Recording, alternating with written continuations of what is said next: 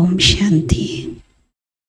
ఒక్క బాబా స్మృతిలోనే ఉండటం, ఒక్క బాబా శ్రీమతం పైనే నడవటం, ఒక్కరి ఆజ్ఞల అనుసారంగానే నడవటం, ఇవే బాబాకి ఇష్టం. బాబా ఈరోజు అవ్యభిచారి పితావ్రతగా కావాలి అన్నారు. అన్నింటినీ మరిచి ఒక్క బాబా స్మృతిలోనే నిమగ్నమైపోవాలి. బాబా ఏవైతే జ్ఞానరత్నాలను వినిపిస్తున్నారో వీటిపైన విచార సాగర మంతన చేయాలి. ఇతరులకు జ్ఞానాన్ని అర్థం చేయిస్తున్నప్పుడు ఇదెవరి జ్ఞానం? శివ భగవాను వాచ, మేము వింటున్నది స్వయం పరమాత్మని యొక్క మహావాక్యాలు అని పరమాత్మ పరిచయాన్ని కరెక్ట్గా ఇవ్వాలి అన్నారు. పిల్లలందరూ నంబర్ వారీగా ఉంటారు, కానీ నిశ్చయంలో కూడా నంబర్ వారీగానే ఉన్నారు అన్నారు బాబా. ఇది 4th నవంబర్ మురళి. मीठे बच्चे पावन बन गति सदगति के लायक बनो, पतित आत्मा गति सदगति के लायक नहीं, बेहद का पाप तुम्हें बेहद का लायक बनाते हैं. మధురమైన పిల్లలు పావనంగా అయి గతి సద్గతికి యోగ్యంగా కండి. పతిత ఆత్మ గతి సద్గతికి యోగ్యంగా ఉండదు. అనంతమైన తండ్రి మిమ్మల్ని అనంతమైన యోగ్యులుగా తయారు చేస్తున్నారు. యోగ్యత ఏంటి? పావనంగా అవ్వటం. ఇదే మనం పొందేటువంటి డిగ్రీ, ఇదే మనకు కావలసిన సర్టిఫికెట్. పావనంగా అవుతేనే గతి సద్గతికి మనం చేరగలుగుతాం. పతిత ఆత్మ అసలు గతి సద్గతికి యోగ్యంగా అవ్వదు. గతి అంటే ముక్తి, సద్గతి అంటే జీవన్ముక్తి. అంటే పరంధామం వెళ్ళాలి అన్నా, సత్యయుగానికి రావాలి అన్నా ముందు కావాల్సినటువంటి సర్టిఫికెట్ లేదా అర్హత పావనంగా ఉండటం. అందుకే బాబా నేను పతిత పావనుణ్ణి పావనంగా చేయడానికి వచ్చాను అని అంటారు. ప్రశ్న, పితావ్రత కిసే కహెంగే, ఉస్కి ముఖ్య నిశానియా సునావ్. పితావ్రత అని ఎవరిని అంటారు? వారి ముఖ్యమైన గుర్తులు వినిపించండి. జవాబు, పితావ్రత వహ హై జో బాప్ కీ శ్రీమత్ పర్ పూరా చల్తే హై. ఎవరైతే బాబా శ్రీమతంపై పూర్తిగా నడుస్తారో, అశరీరిగా ఏ అభ్యాసం చేస్తారో, అవ్యభిచారి తండ్రి స్మృతిలోనే ఉంటారో, ఇలాంటి వారిని పితావ్రత అంటారు. ఇటువంటి సుపుత్రులైన పిల్లలే ప్రతి విషయాన్ని ధారణ చేయగలుగుతారు. పితావ్రత అంటే బాబా 3 లక్షణాలు వినిపిస్తున్నారు. ఒకటి, బాబా శ్రీమతం పైన నడుస్తారు, అశరీరిగా ఏ అభ్యాసం చేస్తారు, అవ్యభిచారి స్మృతిలో ఉంటారు. అంటే మధ్య మధ్యలో మాటిమాటికి దేహము, దేహ సంబంధాలు, మిత్రులు గుర్తొస్తూ బాబాని మర్చిపోవడం కాదు. అవ్యభిచారి పూర్తి ఏకాగ్రంగా ఒక్క బాబా స్మృతిలోనే ఉండటం, ఇంకెవరి వైపు బుద్ధి వెళ్ళకపోవటం. అలాంటి అవ్యభిచారి స్మృతిలో ఉండడం, శ్రీమతం పైన నడవటం, అలాగే అశరీరిగా అవ్వటం. ఇటువంటి సుపుత్రులైన పిల్లలే మంచిగా ధారణ చేయగలుగుతారు. ఉన్కే ఖ్యాలాత్ సర్వీస్ కే ప్రతి సదా చల్తే రహేంగే. వారి ఆలోచనలు సేవ విషయంలో సదా నడుస్తూ ఉంటాయి. ఉన్కా బుద్ధి రూపీ బర్తన్ పవిత్ర హోతా జాతా హై. వారి బుద్ధి రూపీ పాత్ర పవిత్రమవుతూ ఉంటుంది. వా కభీ భీ ఫార్కతి నహీ దే సక్తే. వారెప్పుడు బాబాకి డైవోర్స్ ఇవ్వరు, బాబాను విడిచి వెళ్ళిపోరు. గీత్, ముజ్కో సహారా దేనే వాలే దిల్ కహే తేరా శుక్రియా. నాకు సహాయం చేసేవాడికి నా హృదయం ధన్యవాదాలు చెప్తుంది అని పాట. ఓం శాంతి. బచ్చే శుక్రియా మాన్తే హై నంబర్వార్ పురుషార్థ అనుసార్. పిల్లలు బాబాకి కృతజ్ఞతలను తెలుపుతున్నారు. కానీ ఇందులో కూడా నంబర్ వారి పురుషార్థం అనుసారంగానే అందరూ ఒకే విధంగా బాబాకు కృతజ్ఞతలు ధన్యవాదాలు చెప్పట్లేదు. ఎవరైతే మంచి నిశ్చయబుద్ధి పిల్లలుగా ఉంటున్నారో, బాబా సేవ చేసి హృదయం పైన ఎక్కుతున్నారో, చాలా హృదయపూర్వకంగా ప్రాణానికి ప్రాణంగా బాబా ప్రేమలో లీనమైపోయి ఉంటున్నారో, అటువంటి పిల్లలే లోపల నుండి హృదయాంతరాల నుండి బాబాకు శుక్రియా, థ్యాంక్ యూ బాబా, హృదయపూర్వకంగా ధన్యవాదాలు బాబా అని చెప్తున్నారు. బాబా మీరెంత అద్భుతం చేస్తున్నారు, మాకైతే అసలు ఏమీ తెలియదు, ఏమీ తెలియనటువంటి మాకు ఇంత గొప్ప జ్ఞానాన్ని ఇస్తూ ఉన్నారు అని పిల్లలు ప్రేమగా బాబాతో మాట్లాడుతూ ఉంటారు. మేమైతే అసలు యోగ్యులుగానే లేము మిమ్మల్ని కలవటానికి, కానీ మీరు మమ్మల్ని మీ వారిగా చేసుకున్నారు అని అంటారు. సో తో బరోబర్ హే, మాయాని సబ్కో నాలాయక్ బనా దియా హే. మాయా అందరినీ అనర్హులుగా చేసేసింది. అసలు తెలియట్లేదు స్వర్గానికి యోగ్యంగా తయారు చేసేది ఎవరు, నరకంలో తోసేసేది ఎవరు అని. వాళ్ళు ఏమనుకుంటారంటే గతి సద్గతికి యోగ్యంగా తయారు చేసేది బాబా అంటారు, అంటే భగవంతుడు అని. లేకపోతే ఆ యోగ్యతలు ఎక్కడి నుండి వస్తాయి? స్వయమే అంటారు మేము పతితంగా ఉన్నాము అని. ప్రపంచమంతా పతితంగానే ఉంది. సాధు సన్యాసులకు కూడా భగవంతుని పరిచయం లేదు. ఇప్పుడైతే బాబా తన పరిచయాన్ని మనకిచ్చారు. నియమానుసారంగా మీరు బాబా పరిచయాన్ని ఇతరులకి ఇవ్వాలి. ఇక్కడికి వచ్చాకే మీరు యోగ్యులుగా తయారవుతారు అంటున్నారు. మరి వచ్చాక ఏం చేయాలి? మనం ఇతరులను కూడా యోగ్యులుగా తయారు చేయాలి, పావనంగా తయారు చేయాలి. ఒకవేళ పైనే ఉండి బాబా పావనంగా చేయగలిగితే మరి ఇంతమంది ఎందుకు యోగ్యులుగా కాకుండా ఉన్నవారు ఉంటారు? అందరూ యోగ్యులుగా అయిపోవాలి కదా. పిల్లల్లో కూడా నంబర్ వారి పురుషార్థం అనుసారంగానే నిశ్చయబుద్ధిగా ఉన్నారు. బాబా పరిచయం ఎలా ఇవ్వాలనే తెలివి కూడా అందరికీ లేదు. శివాయ నమః అనే పదం తప్పకుండా ఉపయోగించాలి. వారే మాతా పిత, ఉన్నతోన్నతమైన వారు, బ్రహ్మ విష్ణు శంకరులని కూడా రచించిన వారు. మరి వారిని క్రియేట్ చేసేటువంటి వారు ఇంకెవరైనా ఉంటారా? భగవంతుణ్ణి కూడా రచించేవారు ఇంకెవరైనా ఉంటారా? బాబా అన్నారు లేదు, నేనే మొత్తం సృష్టిలో అందరికీ తండ్రిని. మరి తండ్రి అన్నప్పుడు తల్లి ఇంకొకరు ఉండాలి కదా. అందరికీ గాడ్ ఫాదర్ ఒక్కరే, నిరాకారుణ్ణి గాడ్ అంటున్నాం. క్రియేటర్ ఎల్లప్పుడూ ఒక్కరే ఉంటారు. మొట్టమొదట అలఫ్ పరిచయం ఇవ్వాలి, అంటే భగవంతుని పరిచయం ఇవ్వాలి. యుక్తియుక్తంగా ఈ పరిచయం ఇతరులకి ఎలా ఇస్తే బాగుంటుందనే విషయం పైన మీరు ఆలోచించండి. భగవంతుని జ్ఞాన సాగరుడు అంటారు. వారే వచ్చి రాజయోగాన్ని నేర్పించారు. మరి ఆ భగవంతుడు ఎవరు? మొదట ఆ పరిచయాన్ని మనం స్పష్టంగా ఇవ్వాలి. బాబా నిరాకారుడు, ఆత్మ కూడా నిరాకారియే. ఆ నిరాకారుడైన తండ్రి వచ్చి పిల్లలకు వారసత్వాన్ని ఇస్తూ ఉన్నారు. ఎవరో ఒకరి ద్వారా అయితే అర్థం చేయిస్తారు కదా, లేకపోతే రాజాదిరాజులుగా ఎలా తయారు చేయగలుగుతారు? సత్యుగి రాజ్య స్థాపన ఎవరు చేసి ఉంటారు?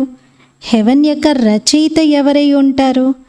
ఇవన్నీ నిస్సందేహంగా హెవెన్లీ గాడ్ ఫాదర్, పరంపిత పరమాత్మ శివుడే, నిరాకారుడే. మొట్టమొదట ఇలా బాబా పరిచయాన్ని ఇవ్వాలి.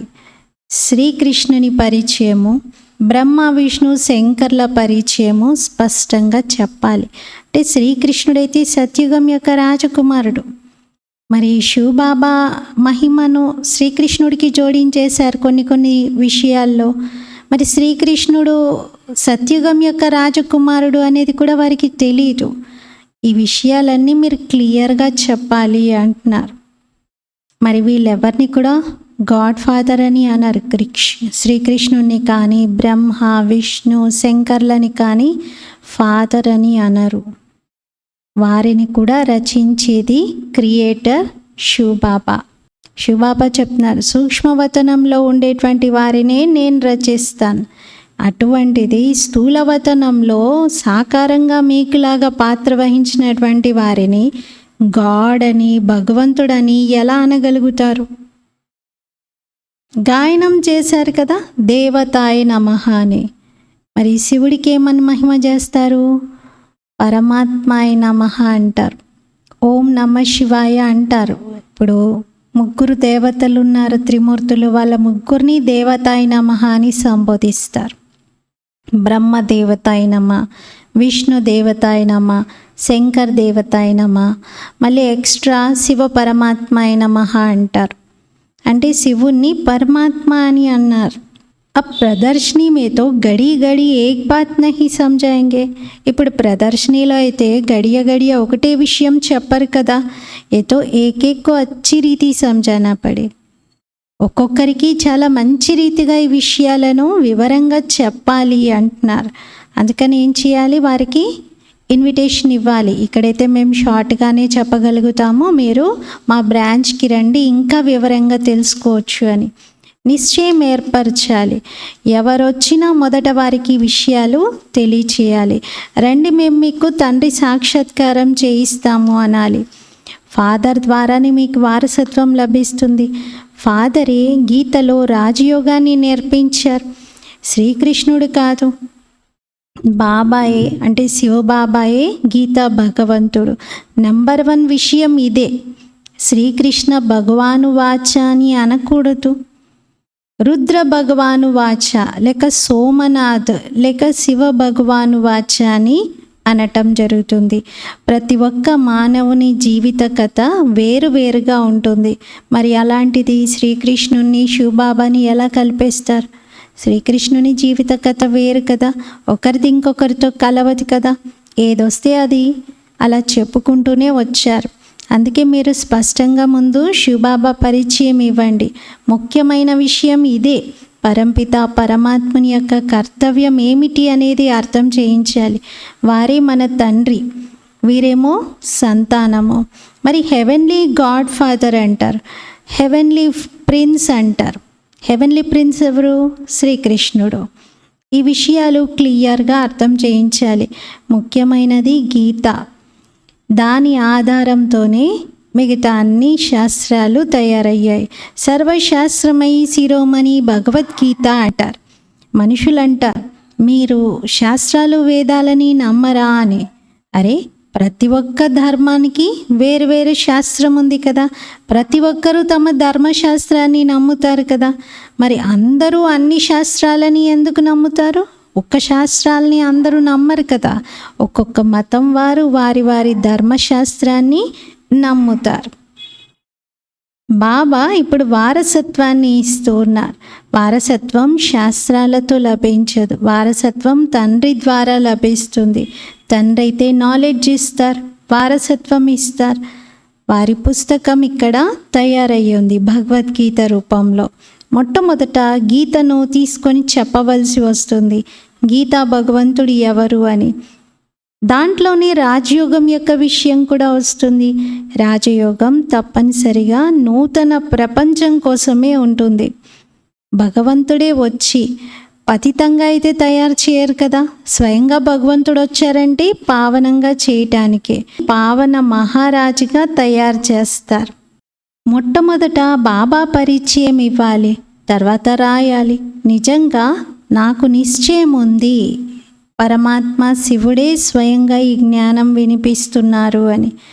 మొట్టమొదట శివాయ నమః అనే విషయం పైన అర్థం చేయించండి. మీరే మాతా పిత అని మహిమ చేశారు కదా భక్తిలో. అది ఎవరు? అది ఈ శివుడికే వర్తిస్తుందనేది చెప్పాలి. భగవంతుడు భక్తి ఫలం కూడా ఇక్కడే ఇవ్వడానికి రావాల్సి వస్తుంది. మరి భక్తి ఫలం ఏంటి? అది మీరు అర్థం చేసుకున్నారు. ఎవరైతే చాలా అధికంగా భక్తి చేస్తారో వారికే ఫలం లభిస్తుంది. ఈ విషయాలు శాస్త్రాల్లో లేవు. మీలో కూడా నంబర్ వారి పురుషార్థం అనుసారంగానే తెలుసుకున్నారు. బాబా అర్థం చేయిస్తున్నారు, మీ అనంతమైన మాతా పిత శివబాబాయే. జగతంబ, జగత్పిత వీరిని గురించి కూడా గాయనం ఉంది. కానీ శివబాబా తర్వాతే. అనంతమైన మాతాపిత అయితే శివబాబాయే. యాడమ్, ఈవ్ అని అంటారు. మరి యాడమ్, ఈవ్ కూడా మనుష్యులే కదా. ఈవ్ని మదర్ అని అంటారు. కానీ నిజంగా ఈవ్ ఎవరు? ఈ విషయాలైతే ఎవరికి తెలియట్లేదు. బాబా స్వయంగా అర్థం చేయిస్తున్నారు. కోయి ఫట్ సే తో నహీ సమజ్ జాయేగా. వెంటనే అయితే ఎవరికి అర్థం కాదు కదా అంటున్నారు. చదువుకోవడంలో టైం పడుతుంది. చదువుకుంటూ మీరు బ్యారిస్టర్ అయిపోతారు. ఏదైనా ఒక లక్ష్యంతో చదువుకున్నటువంటి వారు కొంతకాలానికి దాన్ని సాధించుకుంటారు. మరి ఇక్కడ కూడా ఏం ఆబ్జెక్ట్ ఉంది? మీరు దేవతగా అవ్వాలి. మొట్టమొదట బాబా పరిచయం ఇవ్వాలి. గాయనం ఉంది, మీరే మాతాపిత మీ కృపతో అని అంటారు. ఇంకొక వైపు ఓ పతిత పావన, మమ్మల్ని పావనంగా చేయడానికి రండి అని అంటారు. అంటే పతిత ప్రపంచం ఇది. పతిత ప్రపంచాన్ని పావనంగా చేయడానికి పరమాత్ముడే రావాల్సి వస్తుంది. మరి కలియుగం ఇంకా 40,000 సంవత్సరాలు ఉంటుంది అనుకుంటున్నారా? అచ్చా, భలా పావన్ బనానే వాలా తో వ ఏక్ బాప్ హేనా. పావనంగా తయారు చేసేవాడైతే ఆ ఒక్క బాబాయే కదా. హెవెన్ స్థాపించేటువంటి వారు గాడ్ ఫాదర్. శ్రీకృష్ణుడైతే కాదు. వారైతే వారసత్వాన్ని తీసుకున్నారు, వారెవరికి ఇవ్వలేరు. శ్రీకృష్ణుడు హెవెన్కి ప్రిన్స్, మరి శివబాబా హెవెన్కి క్రియేటర్. ఇద్దరికి డిఫరెన్స్ ఉంది కదా. శివబాబానేమో క్రియేటర్, శ్రీకృష్ణుడేమో creation. Shivbaba heavenly God Father, శ్రీకృష్ణుడేమో హెవెన్ యొక్క ఫస్ట్ ప్రిన్స్. ఇవన్నీ క్లియర్గా పెద్ద పెద్ద అక్షరాల్లో రాయాలి. అప్పుడే మీకు అర్థం చేయించడం తేలికవుతుంది అంటున్నారు. రచయిత రచన గురించి తెలిసి ఉండాలి కదా. క్రియేటర్నే నాలెడ్జ్ఫుల్ అంటారు. వారే రాజయోగాన్ని నేర్పిస్తున్నారు. వారేమీ రాజాగా లేరు, రాజాగా కారు. శివబాబా ఏమీ రాజ్యం చెయ్యరు, కానీ రాజయోగం నేర్పిస్తారు. రాజాది రాజులుగా చేస్తారు. భగవంతుడే రాజయోగాన్ని నేర్పించారు. శ్రీకృష్ణుడు రాజ్య పదవిని శివబాబా ద్వారా పొందారు. మళ్ళీ వారు పోగొట్టుకుంటారు కూడా, మళ్ళీ పొందుతారు. పొందడానికి పురుషార్థం చేస్తారు. చిత్రాల ద్వారా చాలా మంచిగా అర్థం చేయించడం జరుగుతుంది. బాబా యొక్క కర్తవ్యము మంచిగా అర్థం చేయించాలి. శ్రీకృష్ణుని పేరు వేయడంతో భారతదేశం గవ్వతుల్యంగా మారింది. శివబాబాను తెలుసుకోవడంతో భారతదేశం తిరిగి వజ్ర సమానంగా అవుతుంది. కానీ ముందైతే ఈ విషయం బుద్ధిలో నిలవాలి కదా. శివబాబా మాకు తండ్రి అని. బాబాయే మొట్టమొదట నూతన స్వర్గం యొక్క ప్రపంచాన్ని రచించారు. ఇప్పుడైతే అదే పాత ప్రపంచంగా మారింది. గీతలో రాజయోగం వర్ణన ఉంది. విదేశాల్లో కూడా చాలామంది రాజయోగం నేర్చుకోవాలని ఇంట్రెస్ట్ చూపిస్తూ ఉంటారు. మరి గీత ద్వారానే నేర్చుకున్నారు కదా. ఇప్పుడు మీరు తెలుసుకుంటున్నారు. ఇతరులకు కూడా అర్థం చేయించాలి బాబా ఎవరు, తండ్రి ఎవరు అని. వారైతే సర్వవ్యాపి కాదు అనే విషయం చెప్పాలి. ఒకవేళ సర్వవ్యాపిగా ఉంటే రాజయోగాన్ని ఎలా నేర్పించగలుగుతారు? ఈ తప్పిదం విషయంలో బాగా ఆలోచించాలి అంటున్నారు. అంటే భగవంతుణ్ణి సర్వవ్యాపి అని చెప్పారు. ఒకవేళ సర్వవ్యాపి అవుతే మళ్ళీ ఎలా వస్తారు? అంతటా వ్యాపించి ఉన్నవారు రావాల్సిన అవసరం ఏముంటుంది? ఇది చాలా పెద్ద మిస్టేక్ అంటున్నారు. దీనిపైన మీరు పట్టుకొని మంచిగా అర్థం చేయించవచ్చు. ఎవరైతే సేవలో నిమగ్నమై ఉంటారో వారికి బాగా ఆలోచనలు నడుస్తూ ఉంటాయి. ధారణ కూడా మంచిగా జరుగుతుంది. బాబా శ్రీమతం పైన నడిచినప్పుడు, అశరీరిగా అయినప్పుడు, మన్మనాభవగా ఉన్నప్పుడు, పితావ్రత పతివ్రతగా అయినప్పుడు, సుపుత్రులుగా అయినప్పుడు ధారణ బాగా జరుగుతుంది. చూడండి ఎన్ని లక్షణాలు వినిపించారు బాబా. ధారణ జరగాలంటే శ్రీమతంపై నడవాలి, అశరీరిగా అవ్వాలి, మన్మనాభవగా ఉండాలి, పతివ్రతగా, పితావ్రతగా, సుపుత్రులుగా. బాబా ఆజ్ఞాపిస్తూ ఉన్నారు, ఎంత వీలైతే అంత స్మృతి యాత్రను పెంచుకుంటూ ఉండండి. దేహాభిమానంలోకి రావడంతో మీరు బాబాని జ్ఞాపకం చేయలేకపోతున్నారు. మరి బుద్ధి కూడా పవిత్రంగా అవ్వట్లేదు. ఎలా అయితే పులి పాలు బంగారు పాత్రలోనే నిలుస్తాయి అంటారు కదా, అలాగే బాబాను జ్ఞాపకం చెయ్యాలి అన్న బంగారు పాత్రలాగా మన బుద్ధిని తయారు చేసుకోవాలి. ఇందులో పితావ్రత పాత్ర కావాలి అంటున్నారు.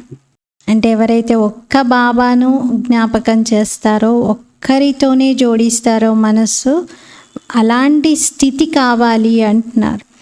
అవ్యభిచారి పితావ్రతగా కొద్దిమంది పిల్లలే ఉన్నారు. కొందరైతే అసలు పూర్తిగా ఏమీ తెలుసుకోవట్లేదు, చిన్న పిల్లల్లాగా ఉన్నారు. ఇక్కడ కూర్చొని ఉన్నారు కానీ వాళ్ళకి ఏమీ అర్థం కావట్లేదు, ఏం అర్థం అవ్వట్లేదు. ఏ విధంగా చిన్నపిల్లలకు బాల్యంలోనే వివాహం చేయించారనుకోండి, అప్పుడు వాళ్ళకి ఏమీ అర్థం కాదు కదా. అలాగే ఉంటారు కొందరు ఇక్కడ కూడా పిల్లలు. వివాహం చేసుకున్నారు బాబాతో కానీ ఏమీ అర్థం కావట్లేదు. మా అమ్మ బాబా పిల్లలుగా అయ్యారు కానీ వారి నుండి వారసత్వం తీసుకుంటున్నామన్న నష కూడా లేదు, ఏమీ తెలియట్లేదు. వండర్ ఉంది కదా, 5-6 సంవత్సరాలు ఉండి కూడా తర్వాత ఈ తండ్రిని పతిని వదిలిపెట్టేస్తారు. మాయ అంత విసిగిస్తుంది. మరి మొట్టమొదట వినిపించాలి శివాయ నమః అని. బ్రహ్మ విష్ణు శంకర్లకు కూడా రచయిత శివబాబా, జ్ఞాన సాగరుడు శివబాబా. మరి ఇప్పుడు ఏం చేయాలి? త్రిమూర్తి పక్కనే అక్కడ ఖాళీగా ఉంది అంటున్నారు, దానిపైన రాయాలి శివబాబా మరియు శ్రీకృష్ణుడు ఇద్దరి ఆక్యుపేషన్ వేరువేరుగా ఉన్నాయి అని. మొట్టమొదట ఈ విషయాన్ని అర్థం చేయించండి. బాబా అయితే ఎప్పుడూ చిత్రాల్లో కరెక్షన్స్ చేయిస్తూనే ఉండేవారు. అలా రిఫైన్డ్గా తయారైన చిత్రాలను ఇప్పుడు మనం చూస్తున్నాం. కానీ మొదట్లో అయితే బాబా దీని పక్కన ఇది ఉండాలి, ఇక్కడ ఈ రైటింగ్ రాయాలి, ఇక్కడైతే ఈ రకమైన కొటేషన్ ఉండాలి, అలా మొత్తం అన్నీ కూడా చాలా క్లారిటీతో అర్థం చేసుకునేలాగా చిత్రాలని తయారు చేయించారు బాబా. అందుకే చెప్తున్నారు త్రిమూర్తి పక్కన ఖాళీగా ఉన్న ప్లేస్లో రాయాలి అక్కడ శ్రీకృష్ణుడికి శివుడికి ఉన్నటువంటి వ్యత్యాసము, ఇద్దరి కర్తవ్యాలు. ముందు మొట్టమొదటి విషయం ఇది అర్థం చేయిస్తేనే బుద్ధి తలుపులు తెరుచుకుంటాయి. చదువైతే భవిష్యత్తు కోసం, ఇటువంటి చదువు ఇంకొకటి ఉండదు. శాస్త్రాల ద్వారా ఈ అనుభవాలు జరగవు. మీ బుద్ధిలో ఉంది ఇప్పుడు మేము చదువుకుంటున్నాం సత్యుగం కోసమని. స్కూల్ పూర్తవుతుంది అంటే ఇంకా ఫైనల్ పరీక్ష ఉంటుంది, తర్వాత రాజ్యం చేస్తాం. గీత వినిపించేటువంటి వారు ఇటువంటి విషయాలను అర్థం చేయించలేరు.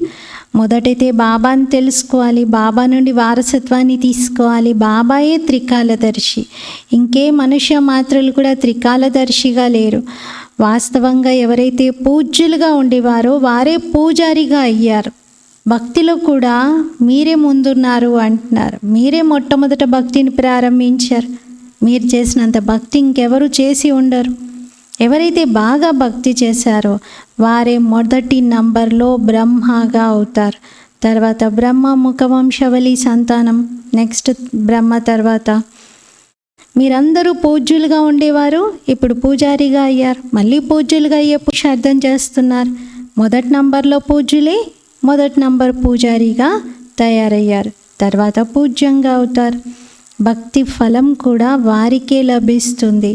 బ్రాహ్మణులే చదువుకొని దేవతలుగా అవుతారు. ఇది ఎక్కడ రాసి లేదు అంటున్నారు. భీష్మ పితామహ లాంటి వారికి కూడా జ్ఞానబాణాలను వేసేవారు ఇంకెవరూ లేరు, మీరే అంటున్నారు.